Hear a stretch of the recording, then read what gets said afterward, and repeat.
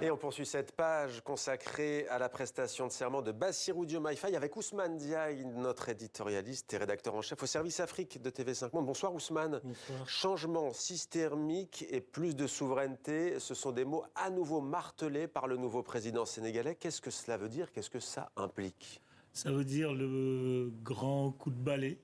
D'ailleurs, l'image la plus forte de sa campagne électorale, il est debout, au milieu, juché sur une voiture et avec un balai. Dans les derniers meetings, il tenait un balai. Donc, une des aspirations fortes, c'est d'en finir avec l'ancien système, comme ils disent, qui peut être traduit par cette forme de parti politique entre le Parti libéral sénégalais, le PDS et ses ramifications, et ce qu'on appelle l'ex-Parti socialiste sénégalais, qui depuis l'indépendance se sont un peu alternés au pouvoir.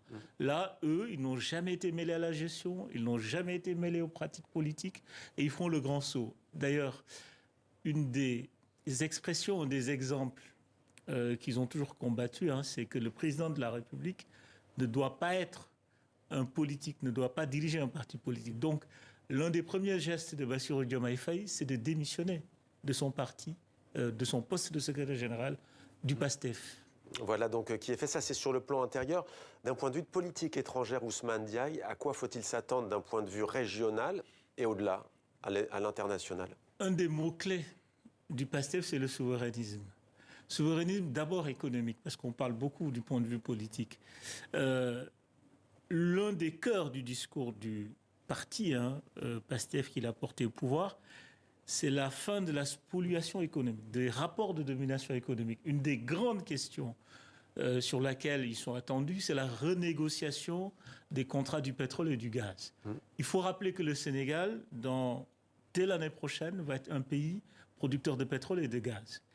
Et les contrats, ça a été un des combats de Bassirou Diomaye Faye dans l'opposition pour les renégociations.